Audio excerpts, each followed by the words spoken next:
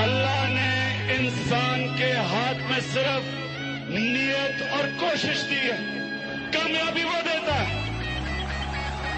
اور میرا خواب ہے اللہ ایک دن پاکستان کو وہ ملک بنا جدھر باہر کی دنیا سے لوگ پاکستان میں نوکریاں ڈھونڈنے آئیں گے۔ پاکستان کبھی کسی سے بھیک نہیں مانگے گا۔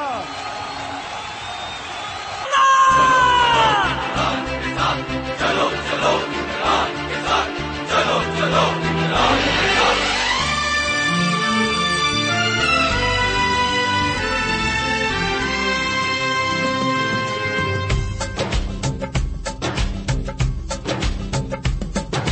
صاف چلی شفاف چلی تحریک انصاف چلی، صاف چلی شفاف چلی تحریک انصاف چلی، ایک دوجے کا تھامو ہاتھ، چلو چلو عمران۔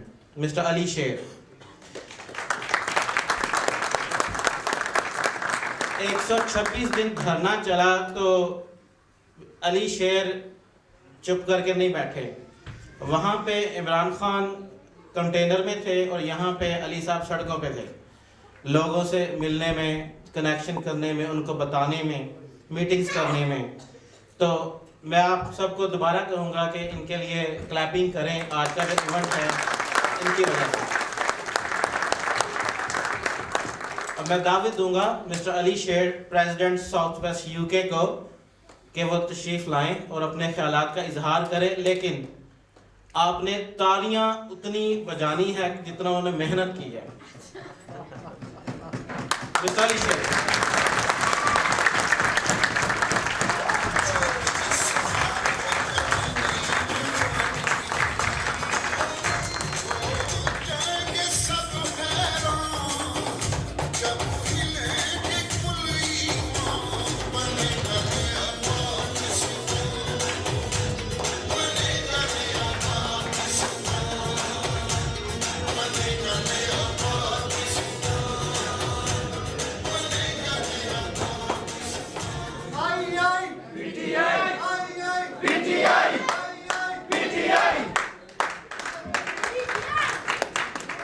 بسم اللہ الرحمن الرحیم۔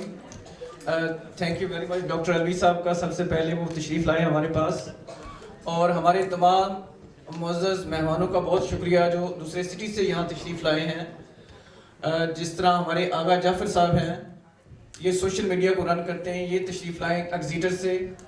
ہمارے دوسرے دوست یہاں احسان بھائی بیٹھے ہوئے ہیں، کاشف احسان، یہ سوشل میڈیا پہ پی ٹی آئی کے لیے کام کرتے ہیں، پی ٹی آئی یو کے لیے، اور سیلف لیس لوگ ہیں جو بیہائنڈ دا کرٹن کام کرتے ہیں اور جن کی وجہ سے آج اویئرنیس یہاں تک پہنچی ہے۔ آپ نے دیکھا ہوگا کہ یہ جو موومنٹ عمران خان نے شروع کی، وہاں جو چیزیں آگے چلتی گئیں وہ اویئرنیس کی وجہ سے آئیں، اور اویئرنیس کا سب سے بڑا ذریعہ سوشل میڈیا تھا، فیس بک تھا، جس نے لوگوں کو آپ سے کیپ ان ٹچ رہے، اور آہستہ آہستہ یہ چیزیں رونما ہونی شروع ہوئیں۔ اور ہمارے سینئرز یہاں موجود ہیں، اور میں نام لوں گا، ادھر ہمارے دوست ہیں بخت صاحب ایسٹ لندن سے تشریف لائے، ان کا شکریہ۔ وکاس بھائی تشریف لائے ہیں ہمارے سوشل میڈیا کے، ان کا شکریہ۔ اور ہمارے دوسرے دوست یہاں جو موجود ہیں جن کا شاید میں نام مینشن نہیں کر سکتا، ان سب کے لیے ایک زوردار کلیپ ان کے لیے۔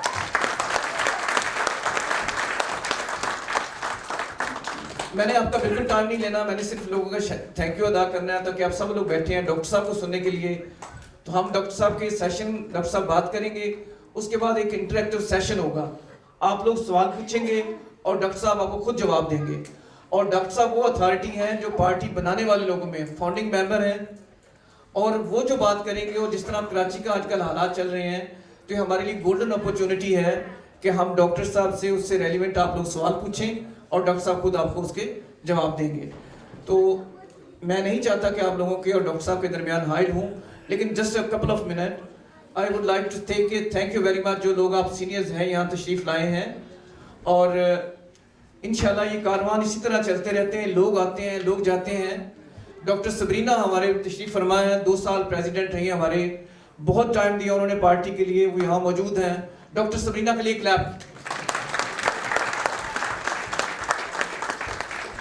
اور اسی طرح ہمارے جس طرح ویمن ونگ کا ذکر ہوا، کوئی قوم بھی اس وقت تک ترقی کی منازل طے نہیں کر سکتی جبکہ اس کی جس طرح کے ہاف پاپولیشن ہے وہ اس کے ساتھ نہیں چلتی. تو آپ لوگوں سے ریکویسٹ ہے کہ آپ لوگ اپنی فیملیز کے اندر جو بچے اویئرنیس جن کے اندر ہے وہ ٹیک پارٹ کرنا چاہتے ہیں, جس طرح جہازین میں آپ کو مینشن کیا سوشل میڈیا کا, اس کے ذریعے سے ہم آپ سے کیپ ان ٹچ رہتے ہیں.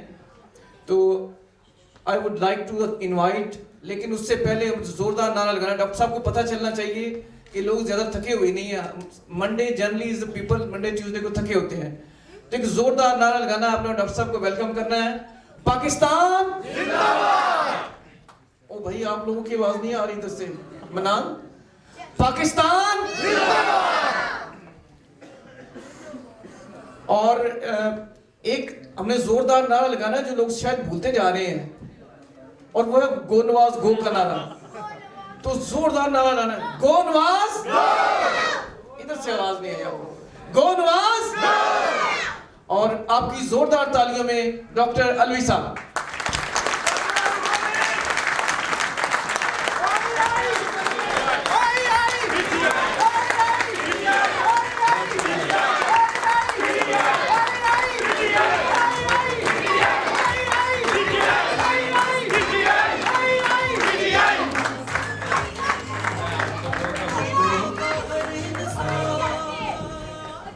علی شیر صاحب, لالا چغتائی صاحبہ جو ورک پریسیڈنٹ ہیں, طاہر عزیز صاحب وائس پریسیڈنٹ, ستی صاحب انفارمیشن سیکرٹری, وقار احمد صاحب, فیض حمید صاحب, ڈاکٹر صبرینہ, اور خواتین و حضرات السلام علیکم. اچھا میں نے لسٹ تو بڑی لمبی بنا لی تھی کہ میں کیا کیا باتیں کروں گا, مگر وقت اتنا نہیں ہوگا.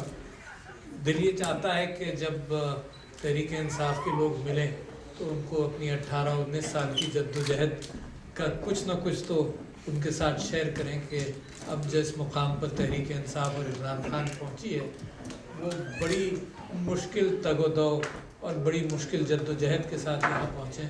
یہ اللہ تعالیٰ کا ایک عجیب نظام ہے کہ, اور اس کی آپ کو مثال دوں کہ جب میری پہلی ملاقات ہوئی تو جب پارٹی بنی نہیں تھی, پہلی ملاقات ہوئی اور میں نے صرف اخبار میں خبر پڑھی تھی کہ شاید عمران خان صاحب کوئی سیاسی جماعت بنائیں گے.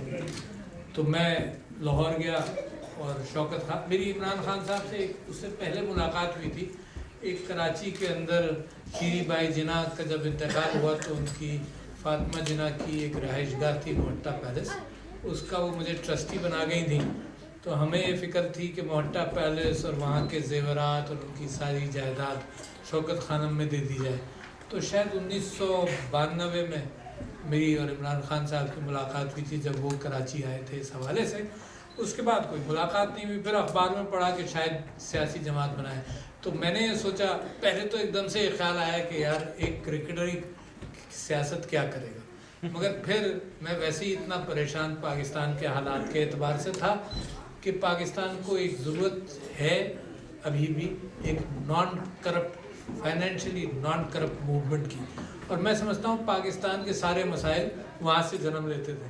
تو خیر ان کے پاس گیا, تو ان کے پاس جانے کے بعد پھر یہ طے پایا کہ جناب میں کچھ نہ کچھ آئیڈیاز لے کر جاؤں گا. تو میں اس زمانے میں اگر پریزنٹیشن کرتا تھا تو اس زمانے میں پاور پوائنٹ اور ملٹی میڈیا نہیں تھا, پاور پوائنٹ تھا. تو میں اپنی پروفیشنل پریزنٹیشن کے اندر یہ کرتا تھا کہ مریضوں کی سلائیڈز ہوتی تھیں, کام کی سلائیڈز ہوتی تھیں, اور جو پاور پوائنٹ تھا اس کو CRT ٹائپ مانیٹرز ہوتے تھے, تو میں تصویر لے کے پریزنٹ کرتا تھا. تو اس میں انٹرسٹنگ بات آپ کو یہ بتاؤں کہ میں نے, اور وہ میری پریزنٹیشن آج بھی میرے پاس موجود ہے, میں نے I have never lost data and I am computer familiar. آپ بہت سارے بچے پیدا بھی نہیں ہوئے ہوں گے, میں نے 1982 میں سب سے پہلا کمپیوٹر خریدا تھا. I have never lost data. تو وہ پریزنٹیشن میرے پاس آج بھی موجود ہے, اور اتفاق سے 8-10 دن پہلے وہ میں نے 18 سال پرانی 19 سال پرانی پریزنٹیشن دیکھی اور مجھے تعجب ہوا. اس میں سے 2 چیزیں آپ کو بتاؤں گا. میں نے یہ کہا, اچھا, اور عمران خان صاحب کو وہ اچھی طرح سے یاد ہے, تو میں نے ایک تو یہ کہا جو بھی میں آپ کو بتانے والا تھا کہ اگر جیب میں سونے کی ڈلی ہو اور لوگوں کو پتہ نہ چلے کہ سونا ہے تو وہ سارا کچھ بیکار ہے. ٹھیک ہے نا. تو سیاست اور انسانوں کی خدمت ایک تو اس انداز سے ہوتی ہے کہ ایک ہاتھ سے تو دوسرے ہاتھ کو پتہ نہ چلے, اور ایک اس انداز سے ہوتی ہے کہ آپ کو ملک کے اندر اور اپنے طبقے میں اور اپنی سوسائٹی میں اس بات کو انکریج کرنا ہے کہ خیرات دو, خیرات کرو. جس طرح سے شوکت خان, یعنی پبلسٹی نہ ہو تو لوگ موٹیویٹ نہیں ہوتے. تو لہٰذا آج کل میں سارے سیاستدانوں کو, کم سے کم اپنی جماعت کے لوگوں کو کہتا ہوں کہ اس کی پبلسٹی ہونی چاہیے. تو ایک تو وہ مثال تھی, اور اس میں میں نے یہ کہا تھا کہ بڑی اچھی پروڈکٹ ہو تو ایک مارکیٹنگ ٹرم کے اندر بات کہی جاتی ہے, یو سیل دیٹ پروڈکٹ. اچھا, یہ اس حوالے سے جو ہوا وہ میں آپ کو بعد میں بتاؤں گا. بیچ میں ایک اور بات بتاؤں, میرے کہا عمران خان صاحب تقریر اچھی نہیں کر سکتے تو تقریر ان کو سیکھنی پڑے گی. اور دوسرے میں نے کہا کہ میں عمران صاحب کو کیسے انویژن کرتا ہوں. تو سب سے انٹرسٹنگ بات آپ کو یہ بتاؤں, میں نے کہا کہ Imran Khan should be the Amitabh Bachchan of Pakistan politics. یہ سلائیڈ میں موجود ہے پریزنٹیشن میں کہ ایک اینگری آدمی, یعنی غصے میں آدمی ہو کہ جو ظلم کے خلاف کھڑا ہو, جو ظلم معاشرے میں ہونے نہ دے, تو وہ میرا خیال تھا کہ خان, اچھا خان صاحب ایکچولی بن بھی گئے. Angry man of Pakistan politics. اب ان کو ٹھنڈا کرنا زیادہ مشکل ہوتا ہے, اینگری بننے میں کئی سال لگے, اب ٹھنڈا کرنا بڑا مشکل ہوتا ہے. اچھا, یہ جب میں نے ساری پریزنٹیشن کر دی اور کافی لوگ تھے اس میٹنگ کے اندر, 15-20 لوگ تو ضرور تھے. اس میں جاوید غامدی صاحب بھی تھے اور ایک ضیاء شاہد صاحب جو خبریں پاکستان خبریں کے چینل 5 میں خبریں. اچھا, انہوں نے یہ کہا, اب جو مجھے لطف کی بات آپ کو سنا رہا ہوں, اور خان صاحب کو آج تک یاد ہے, خان واز ویری امبیرسڈ جب انہوں نے یہ بات کی. انہوں نے کہا ڈاکٹر صاحب آپ کا بڑا شکریہ, آپ کراچی سے آئے ہیں اور آپ نے عمران خان صاحب کے لیے سب کچھ کہا وغیرہ وغیرہ. مگر کہنے لگے کہ مجھے بڑا افسوس ہوا, میں نے یہ کہا تھا کہ you should sell the product. کہنے لگے آپ عمران صاحب کو کوئی بکاؤ مال سمجھتے ہیں کہ آپ ان کو بیچیں گے. تو he had no idea about the marketing terms کہ you sell a product. خیر جناب, تو میں یہ واقعہ سنانا چاہتا تھا کہ ہم کہاں سے آئے. بڑی لمبی جدوجہد تھی, اور کل پرسوں میں خان صاحب کو یہ کہہ رہا تھا کور کمیٹی میں کہ خان صاحب ایک وہ زمانہ تھا کہ ہم سندھ میں جاتے تھے اور سندھ کے اندر 40 لوگوں کا بھی ہم نے جلسہ کیا ہے نا, 40 پیپل, اور اس میں بھی ہم خوش ہوتے تھے کہ یار نواز شاہ میں 40 لوگ تو آئے ہمیں سننے کے لیے. تو ایک بڑی خرامہ یہ معاملہ چلا, اور اللہ تعالیٰ کا ایک نظام ہے. سندھ میں ہم جاتے تھے تو لوگ یہ کہتے تھے کہ تم صحیح آ تو گئے ہو مگر مالکی کرو. اچھا, ہماری سمجھ میں نہیں آتا تھا کہ مالکی کا کیا مطلب. پھر بعد میں آہستہ آہستہ جاتے جاتے محسوس ہوا مالکی کا مطلب آتے رہو, فکر کرو, جو ہمارے غم ہے, ہمارا درد ہے, اس کو محسوس کرو اور اس کا حل تلاش کرو. اچھا, یہ مسلسل ہم کرتے رہے, اور پھر وہ پہلا دن مجھے یاد ہے جب مجھے یہ محسوس ہوا کہ اب کایا پلٹ رہی ہے. اور وہ دن کون سا ہے, اور خان صاحب کو بھی یاد ہوگا کہ ہم پشاور کا دھرنا کرنے گئے ڈرونز کے خلاف.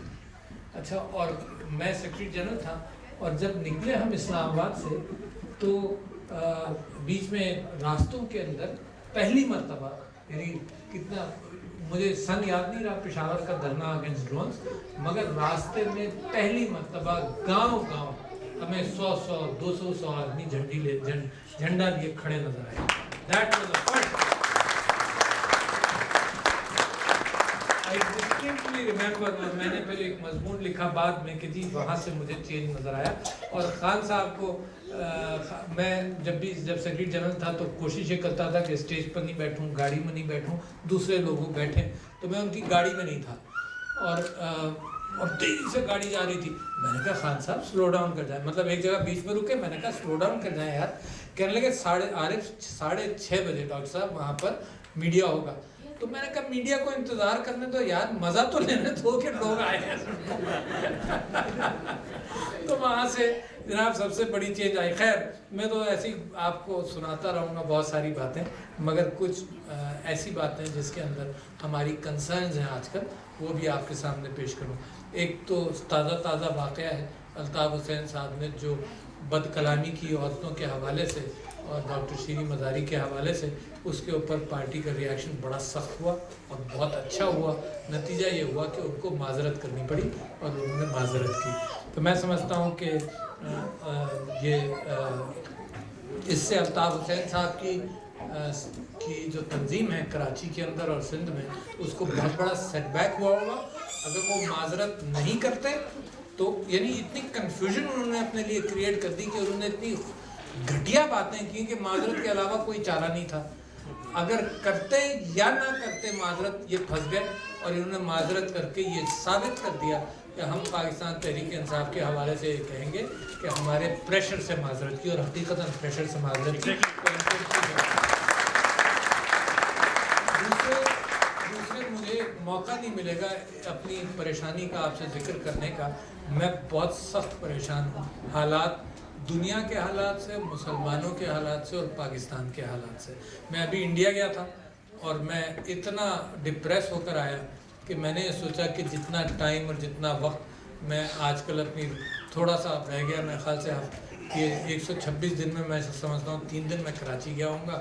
تو روزی روٹی کے اعتبار سے جو ابھی فیض صاحب نے بات کی تو بالکل مناسب ہے. مجھے خیال ہوا, میں اپنی بیوی کو کہتا ہوں کہ یار مجھے دھرنے پہ بیٹھ کر یہ اندازہ ہو گیا کہ میری ضروریات زندگی کتنی محدود ہیں اور واقعی بڑی محدود ہے. یعنی آدمی کو کھانا ہی چاہیے نا, اور کیا چاہیے, تھوڑی سی رہائش چاہیے اور کھانا چاہیے.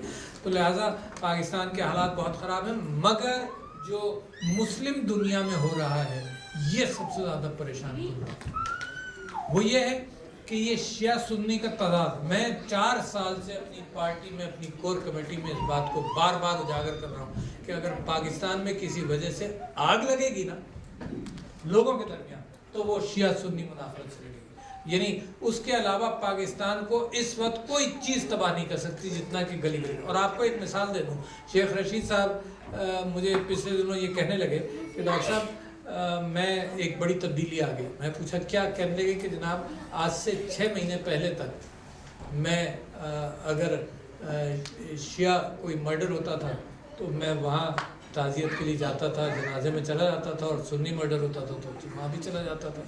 وہاں کہنے لگے کہ اب اگر شیعوں کے یہاں کوئی مرڈر ہوتا ہے تو میں جا نہیں سکتا.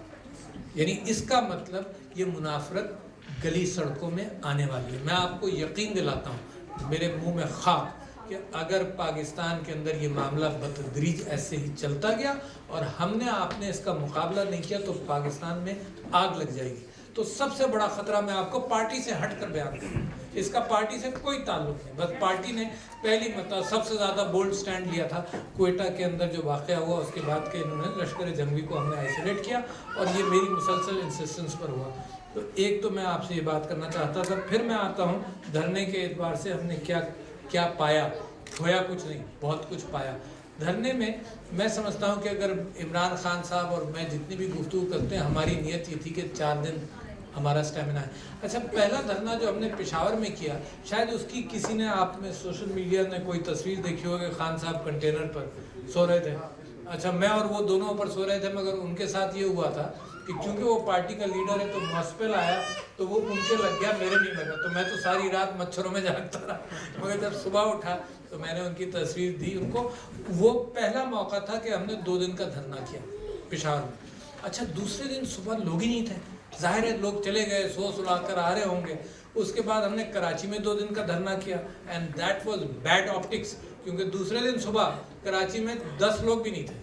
تو ہم نے یہ نیت کی کہ بھائی 2 دن کا نہیں کریں گے. Then we went to Multan. Multan میں ہم نے 1 ہی دن کا پروٹیسٹ اور بڑا جلسہ کیا, مگر 2 دن. تو لہٰذا ہم نے سوچا یار جا تو رہے اسلام آباد, مگر 4 دن سے زیادہ ہماری نیت نہیں تھی. اللہ تعالیٰ کا نظام کچھ اور ہے, انسان کی پلاننگ کچھ بھی ہو, وہ نظامی کچھ اور ہے. وہ بڑھتے بڑھتے بڑھتے جناب 15 دن جب ہو گئے, اچھا تو ہمیں جیسے لوگوں کو پریشانی شروع ہوئی کہ یار لوگ کیسے آئیں گے. مگر میں آپ کو 126 دن کی روزات میں آپ کو یہ بتاتا ہوں کہ اب میں عمران خان کی طاقت لوگوں کو نکالنے میں کبھی کوئی چیلنج ہی نہیں کر سکتا. اتنی طاقت,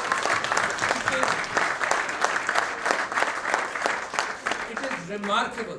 یعنی میں سمجھتا ہوں اس وقت دنیا میں کوئی لیڈر ایسا نہیں ہے جس کے پاس اتنی طاقت ہو. کراچی میں جلسہ جناب جمعرات کو ہم نے فیصلہ کیا, عمران خان صاحب نے کہا ڈاکٹر صاحب آپ کراچی چلے جائیں. जुमे को मैं कराची आया, इतवार को जलसा हुआ, एक पैसा खर्च नहीं किया हमने ट्रांसपोर्ट पर, स्टेज बनाने पर खर्च किया, ट्रांसपोर्ट पर नहीं किया। Karachi was huge.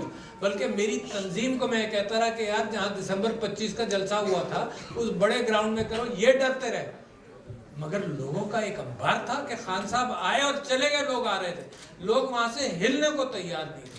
मियांवाली में औरतों के एतबार से मैं कहता हूँ इतनी बड़ी चेंज आई है कि पाकिस्तान तहरीक इंसाफ ने सबसे ज़्यादा औरतों को सियासत के अंदर हिस्सा लेने के एतबार से शऊर भी दिया, और औरतों को क्रेडिट जाता है इस बात का कि पाकिस्तान तहरीक इंसाफ ये क्रॉस जेंडर बेस्ड है, और औरतें भी माशाअल्लाह पाकिस्तान की तब्दीली के अंदर हिस्सा लेना शुरू किया। तो 126 दिन के अंदर बहुत सारे वाक़यात हुए। जब आप नारे लगा रहे थे IIPTI, तो 15 दिन बाद धरनों के मैंने खान साहब से कहा कि खान साहब ये हुआ है कि हमारी पॉपुलैरिटी जो है वो एलीट में नीचे चली गई है और गरीबों के अंदर ऊपर गई है। अच्छा, ये बात मैंने उनसे कह दी। फिर एक इस्लामाबाद में एक ऑडिटोरियम है पाक चाइनीज़ फ्रेंडशिप का, वहाँ पर एक dental association, Pakistan dental association है जिसके साथ मेरा बड़ा देरीना ताल्लुक़ रहा है, उसका सदर भी रहा हूँ, बहुत कुछ मैं डेंटिस्ट्री में मेरी सर्विसेज हैं। तो उन्होंने मुझे एज ए चीफ गेस्ट बुलाया। तो उस auditorium 1500 dentist, doctors, general, brigadier सब मौजूद थे। तो जब मैं एज ए चीफ गेस्ट वहाँ खड़ा हुआ तकरीर करने के लिए, जब मैं इमरान खान साहब को एक दिन पहले कह कर आया हूँ कि एलीट के अंदर हमारी पॉपुलैरिटी कम हुई है और गरीबों के अंदर बढ़ गई। अच्छा, जब मैंने तकरीर शुरू की तो मुझे लगा कि कोई ये 1500 लोग होंगे, कभी पीछे हॉल में कोई डिस्टर्बेंस है। तो मैंने उनसे पूछा क्या चाहते हो। अच्छा, कोई जवाब भी नहीं आया। फिर मैंने अपनी जारी कर दी, और मैं डेंटल साइड पर जब गुफ्तगू करता हूँ तो एक पॉलिटिकल बात करता हूँ। तो फिर डिस्टर्बेंस हुआ, मैंने कहा क्या चाहते हो, तो वहाँ से नारा लगा IIPTI।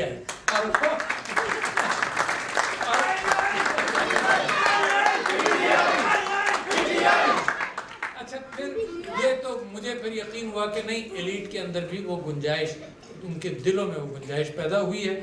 और फिर हमारे पास बातें ख़त्म हो गई जो हम खान साहब को तकरीरों के पॉइंट्स देते थे। अब वो तकरीरों के पॉइंट्स तो उनको मिलते थे, मगर 50% पॉइंट्स उनके जहन में जो आते थे वो करते थे। तो जब हमारे पास पॉइंट्स ख़त्म हो गए तो हमने लोगों के इश्यूज़ को पकड़ा। देखो, धांधली पर हम पहुँचे, 15 दिन धांधली पर गुफ्तगू करते रहे सिर्फ। अच्छा, फिर हमारे पास नुकात भी ख़त्म हो गई, यानी 15 दिन से ज़्यादा आप रोज़ाना धांधली पर कैसे अकेले बात करेंगे। तो उसमें फिर वो सोशल रेवोल्यूशन शुरू हुआ धरने में, यानी जिसके अंदर सच बोलो, जिसके अंदर अपने हुकूक के लिए खड़े हो, है ना, जिसके अंदर गरीब का साथ दो, जिसके अंदर मुख्तलिफ तबकात के हमने प्रोग्राम किए, डिसेबल्ड के लिए किए, माइनॉरिटीज़ के लिए किए। तो एक बहुत बड़ा, यानी रोज़ाना का 1 घंटा और पाकिस्तान की आवाम से रोज़ाना का ताल्लुक़, और जो वर्कर्स आते थे रोज़ाना का। इमरान खान साहब कभी वर्कर्स के साथ, कोई लीडर 126 दिन वर्कर्स के बीच में नहीं बैठा हुआ रोज़ाना। इतना बड़ा ये लिंक बना आम आदमी का और इमरान खान का है। तो मैं समझता हूँ कि ये बहुत बड़ी चेंज आती गई है। फिर हमारी समझ में नहीं आया कि हम धरने का करें क्या, यानी रोज़ाना हमें ये फिक्र यार कि अब लोग कैसे आएंगे और सर्दी बढ़ती चली जा रही है, अब क्या हो।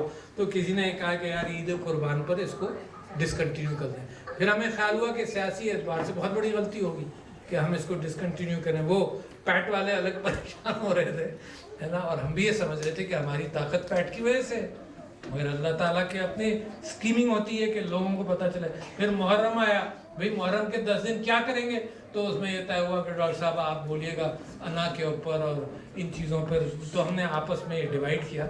मगर आप ये समझ लीजिए कि हमने 30 नवंबर भी किया, सारे पाकिस्तान के अंदर जलसे भी गया, और हुकूमत ये समझती रही कि अब ये नीचे जाएंगे जनाब, अब ये धरने से लोग थक जाएंगे जनाब, अब ये बाहर निकलेंगे तो पता चल जाएगा कि लोग इनके साथ हैं या नहीं है। मगर हर चीज़ में हम तरक्की करते गए। अच्छा, और जब 30 नवंबर आया तो पैट जा चुकी थी। लोगों ने हमसे टेलीविजन पर पूछा यार ये पैट तो चली गई, अब तो आप बड़े कमज़ोर हो गए। अच्छा, हमें भी फिक्र इस बात की कि पैट चली गई और हम कमज़ोर हो जाएंगे, कोई फ़र्क नहीं पड़ा। 30 नवंबर को और बहुत बड़ा जलसा हुआ, ठीक है ना। तो एक तो ये पाकिस्तान को पता चल गया और हमें पता चल गया कि अल्लाह ताला ने एक ताकत और जिम्मेदारी और अमानत पाकिस्तान तहरीक इंसाफ के हाथ में डाल दी।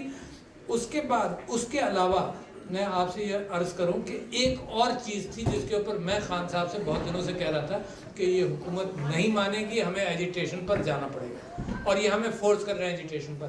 خان صاحب خود شاہ محمود قریشی ساری میں ہماری کور کمیٹی کہتی تھی ڈاکٹر صاحب پارٹی وہ ایجیٹیشن والی پارٹی نہیں ہے.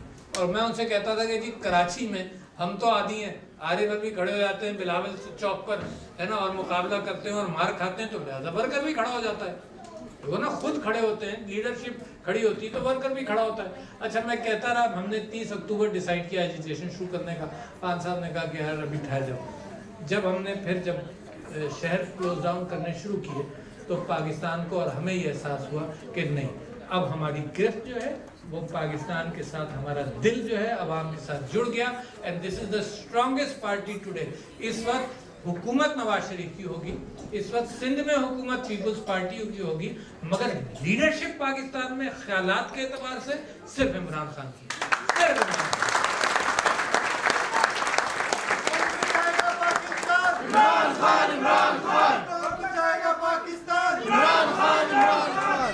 اچھا اب دھاندلی کے حوالے سے صرف آپ سے یہ کہہ دوں کہ NA-122 کا کوئی نہ کوئی رزلٹ جمعرات کو آئے گا. تو میں عمران خان صاحب سے یہ کہہ رہا تھا, وہ شکارپور جا رہے ہیں, تو میں ان سے یہ کہہ رہا تھا کہ سندھ میں آپ نے یہ چند باتیں کرنی ہیں. تو میں ابھی ان کا BBM پر جواب آیا, انہوں نے کہا کہ جو تم کہہ رہے ہو وہ باتیں کرنی ہے یقیناً. پھر میں نے ریکویسٹ کیا تھا کہ ریحام خان کو بھی لے جائیں, کیونکہ سندھ کے اندر اس بات کا بڑا اپریسیشن ہوتا ہے کہ فیملی اس دکھ درد کے اندر شریک ہونے آئی. خان صاحب نے لکھا کہ Reham will not be in the country. پھر انہوں نے لکھا کہ wait and see what will happen on after 14 February.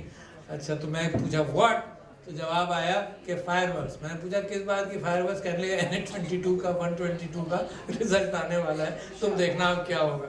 تو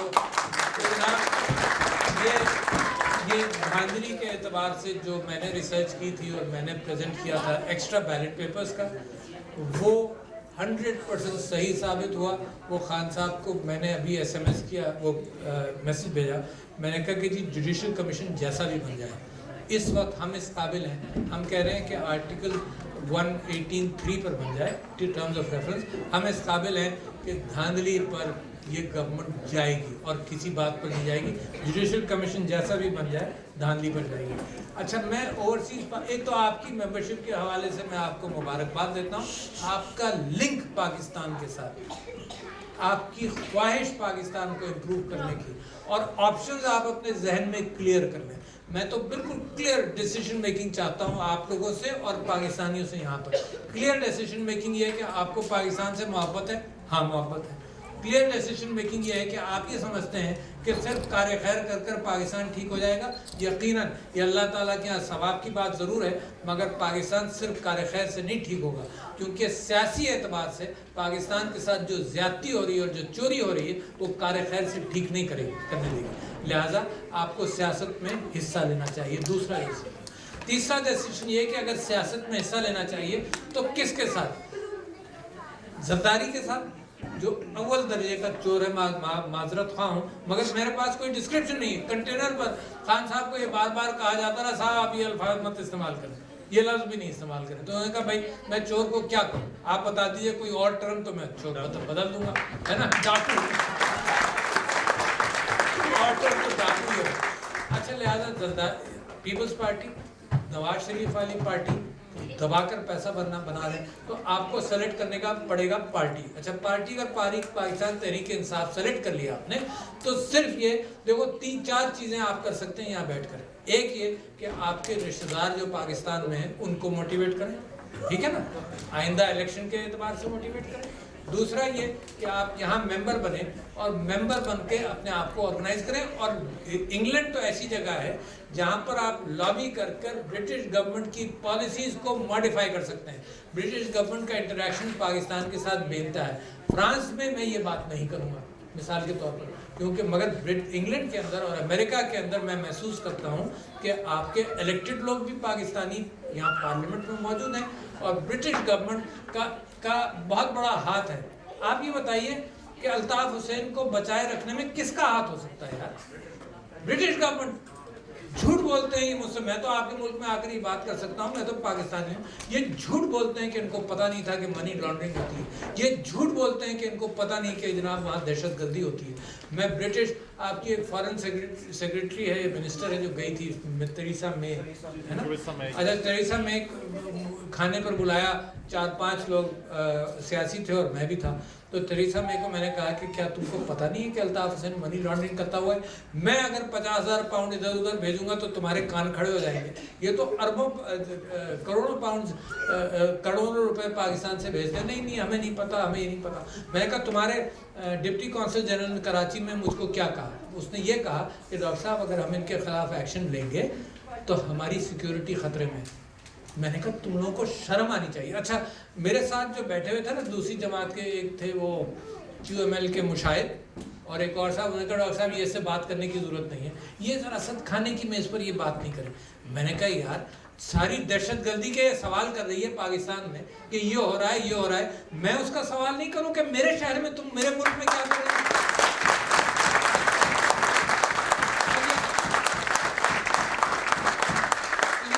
غلامانہ کیفیت ہے جس کے اندر کہتے ہیں نہیں ڈاکٹر صاحب بعد میں بات کر لیں گے، میں کہا نہیں میں نے تو ابھی کرنی ہے۔ اچھا اسی حوالے سے میں نے اس کو یہ کہا کہ تمہارے ڈپٹی ہائی کمشنر کراچی میں اس نے یہ بات کہی ہے کہ ہمیں خطرہ ہے کہ ہم ایکشن لیں گے تو ہماری سیکیورٹی خطرے میں ہے۔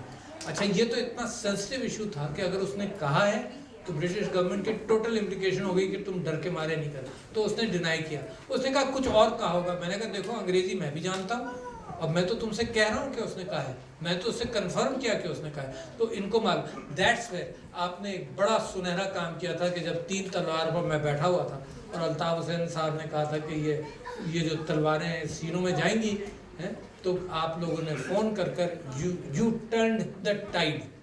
پاکستان میں الطاف حسین کا جو زوال آیا ہے نا، اس میں انگلینڈ کے پاکستانی بھائیوں اور بہنوں کا بہت بڑا ہاتھ ہے، بہت بڑا ہاتھ ہے۔ میں سمجھتا ہوں پاکستان کی تقریر بدل رہی ہے کیونکہ سب سے بڑا جو ناسور تھا وہ آہستہ آہستہ ختم ہوتا جا رہا ہے۔ تو لہذا میں آپ کی اوورسیز پاکستانی سی پارٹیسپیشن پولیٹیکل چاہتا ہوں، میں چاہتا ہوں کہ آپ آپس میں آرگنائز ہوں، میں چاہتا ہوں کہ آپ اپنے ملک کے اندر جو آپ کے رشتہ دار ہیں ان کو بھی موٹیویٹ کریں، کیونکہ آپ کا اثر رسوخ ہے، آپ اچیورز ہیں، آپ نے یہاں کر کچھ حاصل کیا ہے، آپ کے گاؤں میں اور آپ کے گھروں میں اور آپ کے رشتہ داروں میں آپ کی بڑی عزت ہے۔ تو what you feel, you've seen the world change, you've seen کہ what can be done in societies, how progressive can societies be۔ اور میں آپ کو یقین دلاتا ہوں کہ اگر پاکستان کو صرف یہ چند سال، یعنی اس حکومت کے اوپر تو مجھے اب کوئی ہوپ نہیں ہے، پارلیمنٹ کے اندر کوئی ہوپ نہیں ہے، اتنا کرپشن ہے، اتنا معاملہ خراب ہے، مگر اگر اس حکومت کو پاکستان تحریک، اس ملک کو پاکستان تحریک انصاف کے 5 سال مل جائیں، پاکستان کی تقدیر بدل جائے گی، میرا ایمان ہے، I am confident۔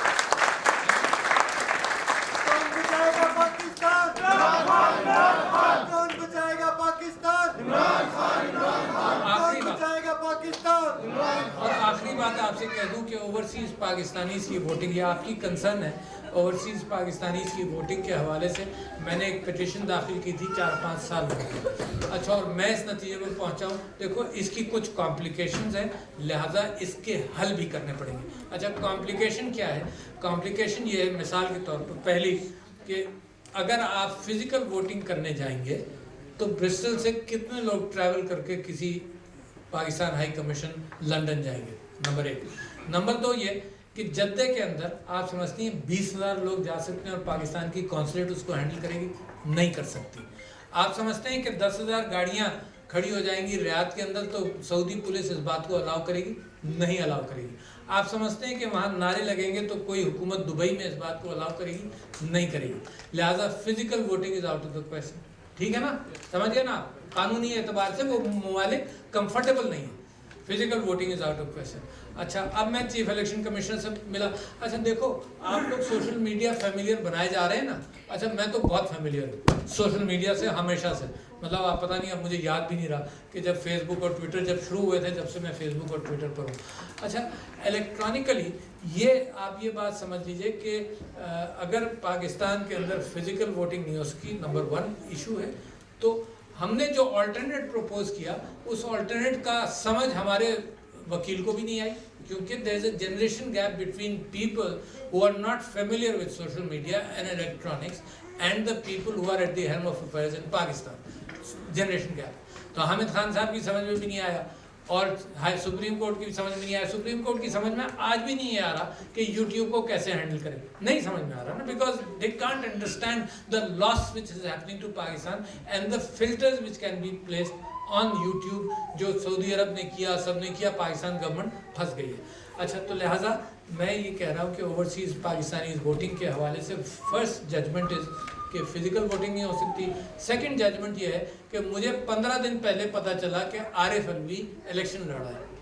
मुझे खुद 15 दिन पहले पता चला, सारे कैंडिडेट्स को 15 दिन पहले पता चला। अब जब 15 दिन पहले पता चला तो आपको कौन बताएगा? There is know link between the Pakistani voter and you, candidate and you. ना आपके पास इतना होगा कि भाई मैं तलाश करूं मेरी कॉन्स्टिट्यूंसी कहाँ है। बहुत सारे लोग मुख्तलिफ कॉन्स्टिट्यूंसीज में रहे, उसका क्या सिलेक्शन होगा? तो पहले तो मैं समझता हूँ, अच्छा जब चीफ इलेक्शन कमिश्नर से बात हुई, क्योंकि उन्होंने ताज़ा पढ़ा था 10 दिन पहले कि इंडियन इलेक्शन कमीशन ने कहा है कि NRIs, नॉन रेजिडेंट इंडियंस के लिए वो पोस्टल बैलेट वो खोलना चाहते हैं।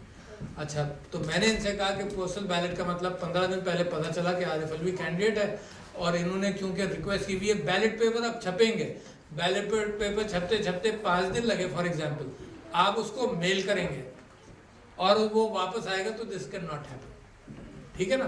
तो लिहाजा आई एम सजेस्टिंग कि आप टेलीफोन पर इंग्लैंड में मिलियंस ऑफ डॉलर्स की पेमेंट्स कर सकते हैं, ठीक है ना, अपने क्रेडिट कार्ड के जरिए। तो इट्स अ सिक्योर सिचुएशन। तो the overseas voting will have to go electronic, है ना। फिलीपींस ने 2002 के अंदर जब मैंने पिटीशन फाइल की तो फिलीपींस ऑलरेडी पोस्टल बैलेट कर चुका था, और 2002 के अंदर पाकिस्तान के कवानीन के अंदर भी पोस्टल बैलेट मौजूद है, इंडिया में शायद नहीं मौजूद होगा। तो आपको मालूम है फिलीपीन में कितने ओवरसीज फिलिपिनोज ने पोस्टल बैलेट दिया? 1% से कम। तो लिहाजा पोस्टल बैलेट को कह देना तसल्ली तो हो जाएगी आपकी, मगर प्रैक्टिकल नहीं। It has to be electronic and for that constitutional amendment की ज़रूरत है।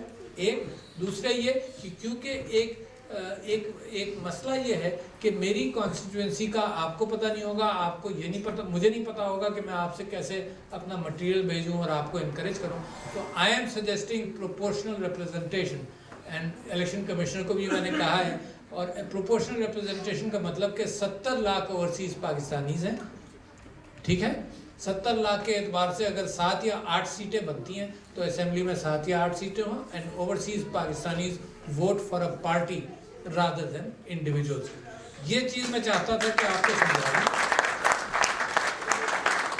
उसके अलावा मेरे पास सारे अर्जेंट नुकात ख़त्म हो गए, कहानियाँ मेरे पास बहुत सारी हैं। मेरा पैशन पाकिस्तान के साथ बेइंतहा है, मेरी मोहब्बत आप लोगों के साथ, पाकिस्तान तहरीक इंसाफ के लोगों के साथ बेइंतहा है। पाकिस्तान जिस क्राइसिस में है, जो आर्मी पब्लिक स्कूल में हुआ, जो पाकिस्तान में हो रहा है, तो बेइंतहा ज़रूरी है कि एक अच्छी क़यादत पाकिस्तान के अंदर इक़्तिदार में आए, और उसकी ज़िम्मेदारी आपके ऊपर है। और मैं समझता हूँ ये जो नारा है ना, कौन बचाएगा पाकिस्तान, इसमें एक्चुअली अब मैं इसको पहले नारा समझता था, अब मैं इस पर यकीन रखता हूँ कि Pakistan is eight in a very serious situation। और कौन बचाएगा पाकिस्तान? इमरान खान। मैंने काफी टाइम ले लिया।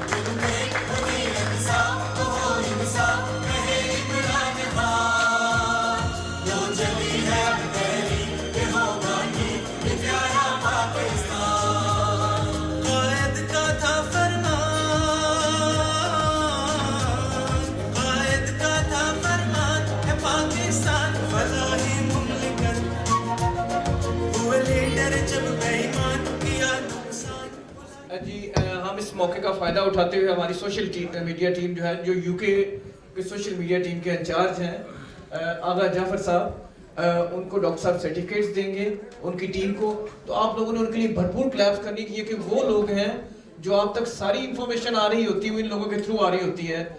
تو ان لوگوں کے لیے زوردار کلیپس ہیں.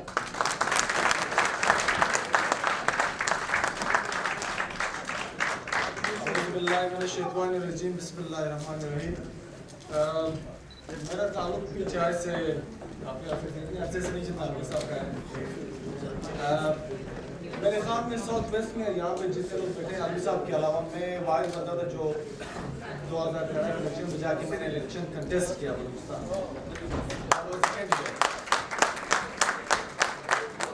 میں علی بھائی سے کہہ رہا تھا کہ مجھے 2 منٹ دے دیں کیونکہ بہت ضروری 2 باتیں میں نے کرنی ہے کہ آپ لوگوں نے بہت سنا کہ دانگلی ہوئی, بڑا رونا ہوا, بہت کچھ ہوا, کہ اصل کہانی کیا تھی.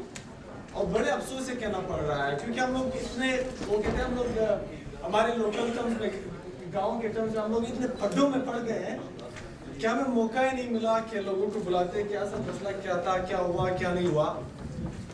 میں ایک چھوٹی سی آپ کو سٹوری بتا دیتا ہوں. بلوچستان میں جب مجھے ٹکٹ کہا گیا کہ آپ آ جائیں, وہاں پہ ہمارے پاس کوئی کینڈیڈیٹ ہے نہیں. میں اس لیے گیا, صرف اس لیے گیا کہ وہاں پہ ہمارے پاس کوئی کینڈیڈیٹ تھا نہیں. تو جب میں نے ٹیلی فون بتایا والدہ کو بتایا تو والدہ نے کہا بیٹا تمہیں ووٹ کون دے گا. تو مجھے کہتی ہے کہ ماں وہ ہستی ہوتی ہے جو اپنے بچوں پہ وہ کچھ برداشت نہیں کرتے ساتھ. اس نے کہا کہ مجھے آ جاؤ, کوئی مسئلہ نہیں, جو بھی کرنا ہے کام چھوڑ کے آ جاؤ, جو بھی کرنا ہے, لیکن جو تمہیں تکلیف ہوگی, جو تکلیف اٹھانی پڑے گی, جو شرمندگی ہوگی, تمہیں وہ نہیں برداشت کر سکتے تمہارے. میں نے کہا ایک بات یاد رکھنا, مجھے یہ پتا ہے کہ مجھے اگر آپ بھی ووٹ نہیں دیتے تو مجھے فرق نہیں پڑتا. میں صرف اس لیے آ رہا ہوں کہ لوگوں کو ایک آپشن دے, ایک چوائس دیں, اس لیے گئے. اور یہ پتا تھا کہ ایک ووٹ ملے گا نہیں ملے گا, وہ ایک اور سٹوری ہے. میں ایک چھوٹی سی سٹوری سناتا ہوں آپ لوگوں کو کہ جس میرے 82 پولنگ اسٹیشنز تھے میرے علاقے میں, 82 پولنگ اسٹیشنز تھے, اور وہاں پہ 82 پولنگ اسٹیشنز میں سے ہمارے پاس صرف 12 پولنگ اسٹیشن میں ورکرز تھے. باقی پولنگ اسٹیشنز پہ ایسے گاؤں ہیں میرے علاقے میں جب آپ جاتے ہیں ڈرائیو کرتے ہیں تو 2 گھنٹے بعد میرے علاقے کا دوسرا علاقہ جو ہوتا ہے پہنچ جانا ہے. ایک عام بندے کے لیے الیکشن لڑنا ناممکن ہے. میرے جو اپوزٹ کینڈیڈیٹس تھے, لوگوں کو خانوں کو نوابوں کے خریدنے کے لیے ان لوگوں نے کروڑوں روپے لگائے, اور اب کروڑوں بنا بھی رہے ہیں, کروڑوں بنا رہے ہیں. تو جس چینج کی ہم لوگ خواہش رکھتے ہیں وہ شاید پاکستان کے باقی سے اتنے خوش نصیب ہو کیونکہ آپ ٹیلی ویژن آپ کے پاس, لیکن بلوچستان پھر بھی بد نصیب رہے گا. بلوچستان بد نصیب رہے گا. بہت مشکل ہوگا کہ ہمیں وہ نصیب ہو جو آپ لوگوں کو نصیب ہو. تو اس لیے میں ہاشمی صاحب آئے تھے لاسٹ ٹائم, میں نے ہاشمی صاحب سے کہا کہ سب سے سخت جنگ بلوچستان کی ہے. ہمارے نوابوں کے پرسنل پریزنز ہیں, بہت مشکل جنگ لڑ رہے ہیں. تو میں صرف یہ کہہ رہا ہوں بات کرنے کی, میں جس پولنگ اسٹیشن پہ جو میرا اپنے گاؤں کا تھا, جو میرا اپنا polling station, personal polling station, وہاں پہ مجھے یہ امید تھی کہ 200-300 ووٹ مل جائیں گے, عزت بچ جائے گی میری, کہ کم از کم اپنے گاؤں میں سے کچھ ووٹ لے گیا. لیکن میں گیا ہوا تھا 2-3 گاؤں چھوڑ کے, میں کیمپین میں لگا ہوا تھا. آ کے جب پتا چلا سارے گھر والے آ گئے تھے کہ بھائی وہ تو سب آئی ڈی کارڈ اٹھا لیا ان لوگوں نے. میں نے کہا چلو ان کو دیں گے تو ووٹ تو میرا ہی ہوگا, کوئی بات نہیں. بعد میں یہ پتا چلا کہ 15-20 لڑکیاں ایک میرے پولنگ اسٹیشن پہ جمع کر کے وہ سب کے سب ووٹ ڈلوا دیے, اور مجھے میرے خیال حساب سے جو میرے اپنے گھر کے ووٹ تھے وہ تو مل گئے, باقی کوئی حساب کتاب تھا نہیں. میں صرف یہ بات اس لیے کہہ رہا ہوں کہ پھر اس کے بعد ہماری جو سیکنڈ کینڈیڈیٹ تھے ایم پی جمعیت علماء اسلام کے, پھر جتنے والے پی ایم اے پی کے پشتونخوا کے تھے. تو پھر میں جمعیت علماء اسلام کے کینڈیڈیٹ سے ملا جو پچھلے 2008 کے الیکشنز ہوئے تھے. وہاں پہ وننگ کینڈیڈیٹ نے 4,800 ووٹ لیے تھے, 5,000 کے قریب ووٹ لیے تھے. رننگ کینڈیڈیٹ 4,200 کا تھا, اور اوور آل ٹوٹل ووٹس ملا کے کوئی 9,000-10,000 کے قریب ووٹ پڑے تھے سب کے ساتھ. آپ یقین نہیں مانیں گے, وننگ کینڈیڈیٹ اس بار 19,000 ووٹ لے کر گیا, رننگ کینڈیڈیٹ 16,000 ووٹ لے کر گیا, اور باقی ووٹ بھی 5-6 ہزار میں. تو میں سمجھ سکتا ہوں اگر کہ چینج آیا اور لوگ جا گئے ہو, کوئی 10%, 20%, 30%, 100%, یہ کیا ہے؟ یعنی آپ 5,000 8,000 9,000 ووٹنگ سے تھے. تو پھر میں نے اس ایم پی سے پوچھا پریویس جو جماعت اسلام کے تھے, انہوں نے کہا کہ ہمارا یہ خیال تھا کہ زیادہ سے زیادہ 9,000 ووٹ ہمیں ڈالنے چاہیے. ہم لوگوں نے 13,000 سے زیادہ ووٹ ڈال دیا اور وہ پھر بھی جیت گئے. تو یہ ہیں ہمارے الیکشنز, وہ لوگ ووٹ ڈالتے ہیں. تو اس کے ظاہر سی بات ہے پشتونخوا والوں نے تھوڑی زیادہ تحریک کر لیتے تو ان لوگوں نے زیادہ ووٹ ڈال دیے. میں مختصر یہ کہہ رہا ہوں علوی صاحب سے, بہت کم موقع ملتا ہے. کنٹینر پہ ایک بار ملے تھے, میں اپنے دلی میں آیا تھا. خدا رہا یہ نہیں ہے کہ آپ لوگوں نے الیکشن لڑا اور دھاندلی, اگر یہ سارے سلسلے دوبارہ کل سے الیکشن ہوگا ہم لوگ پھر ہار جائیں گے, میں گارنٹی کرتا ہوں. اگر یہ سسٹم رہا تو ہم لوگ کل پھر ہار جائیں گے. تو تیاری تھوڑی سی کر لیں خدا کے لیے, اپنی ٹیمز بنا لیں. ہم لوگ بہت بڑا کراؤڈ ہے اس ٹائم, ہم لوگ آرگنائز نہیں ہے ابھی تک, ہمیں آرگنائزڈ ہونا چاہیے. صرف یہ ریکویسٹ ہے. P T I social media you کے لیے ہم لوگوں نے 2011 میں یہ لانچ کیا تھا, 2012 میں. پہلے لوگوں کو کوئی کمیونیکیشن وغیرہ کرنے کا کوئی صحیح فورم نہیں تھا. اب یہ ہے کہ ہمارے پاس ایک پراپر فورم اویلیبل ہے. میں صرف ایک اچیومنٹ آپ کو بتاتا ہوں. جب دھرنا شروع ہوا تو ہمارے صرف 34,000 لائکس تھے ہمارے پیج کے. دھرنے کے ختم ہونے کے بعد ہمارے پاس 1,50,000 تک ہم لوگ پہنچے. 1,50,000. اور اس وقت ہمارے ٹیم کے کاشف ہیں, ہمارے وکاس ہیں, ذیشان ہیں, غلام مصطفیٰ ہیں. ہمارے پاس کافی ایسے لوگ ہیں جو سینٹرل ٹیم کے ساتھ بڑا ایکٹیو رول پلے کر رہے ہیں. تو میں علوی صاحب سے, ڈاکٹر فالوی صاحب سے ریکویسٹ کروں گا کہ وہ ایک ایک کر کے ہمارے سوشل میڈیا ایکٹرز کو جو ہے وہ یہ سرٹیفکیٹس تھے جو ہمیں مرکز سے آئے ہوئے ہیں. تو سب سے پہلے میں ریکویسٹ کروں گا کاشف احسان کو, جو جن کے بہت زیادہ خدمات ہے سوشل میڈیا پہ, کہ وہ کاشف صاحب سے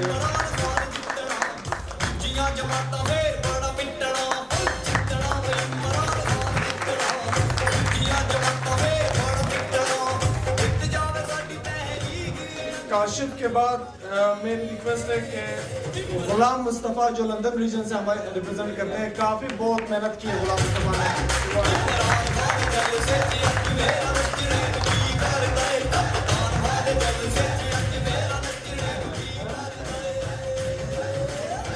اچھا, میں کاشف سے ریکویسٹ کروں گا کہ ذیشان محبوب ہمارے ایک بہت ایکٹیو ممبر ہیں, نارتھ سے, ان کے لیے یہ سرٹیفکیٹ ہمیں سینٹرل سے آیا ہے, تو وہ بھی ان کے بیاہ پہ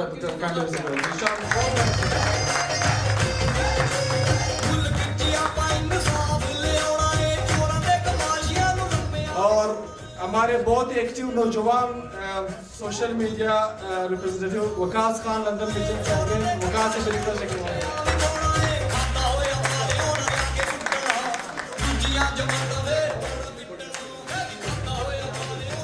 اچھا, آپ کے ریجن کے ایک پریزیڈنٹ تھی, شاید آپ لوگ بھول گئے, ڈاکٹر سبرینا رزاق صاحبہ. اس کے بہت بڑے خدمات ہیں سوشل میڈیا میں. اس نے بہت ہر فورم پہ کام کیا ہمارے لیے, تو ان کی خدمات کر رہے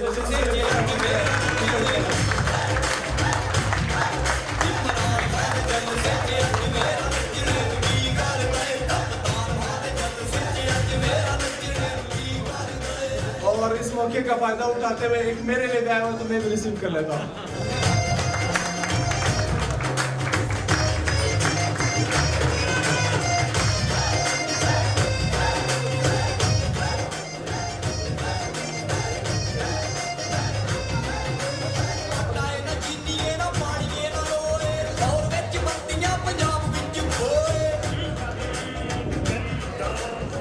ایک چھوٹا سا اعلان, آپ لوگ جو سوال پوچھنا چاہیں ڈاکٹر علوی صاحب سے وہ اپنے تیار کر لیں. اس سے پہلے ہماری ساؤتھ ویسٹ کی سی سی کمیٹی کے ممبرز ہیں, ان کے لیے ہم نے سرٹیفکیٹ اسپیشل بنائے ہیں.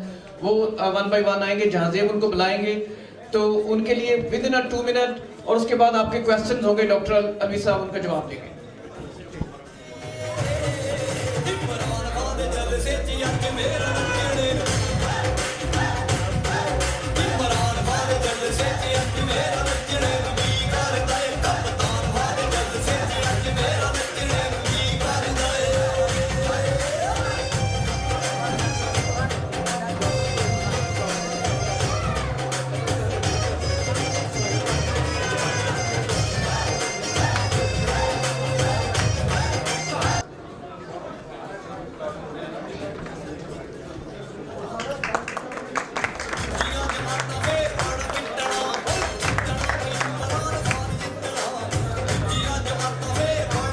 محمد عثمان راجہ CC محمد عثمان راجہ.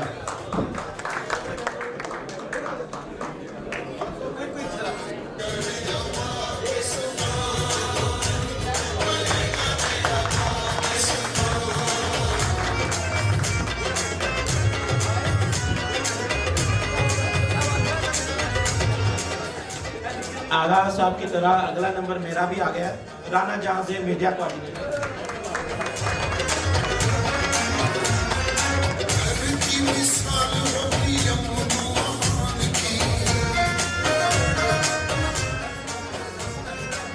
Haroon Rafiq CC member. Haroon. Waseem Hashmi media team.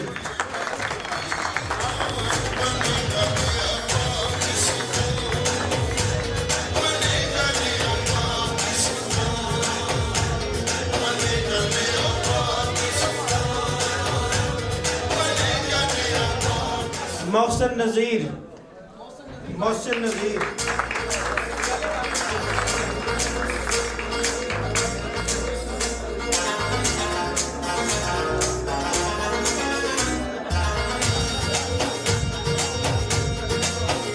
معین جبار لڑکی. CC Moin Jabbar.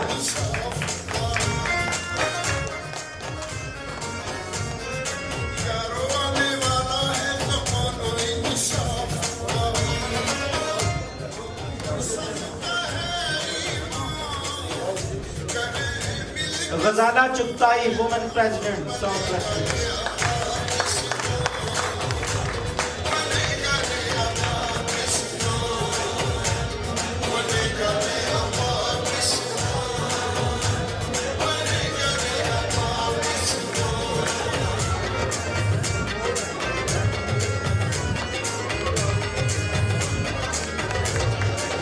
Sherry Pasha social media coordinator women's wing. Sherry Pasha.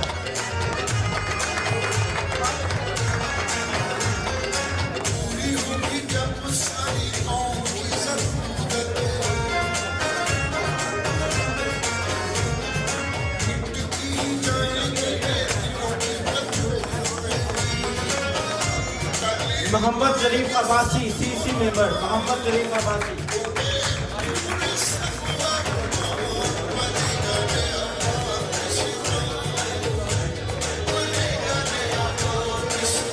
Abdul Mannan CC member.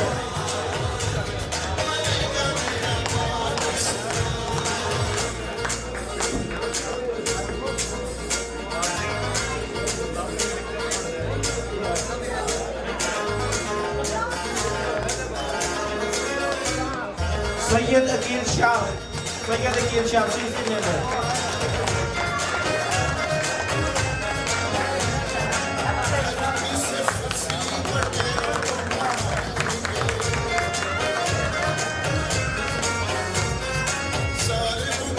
Thank you.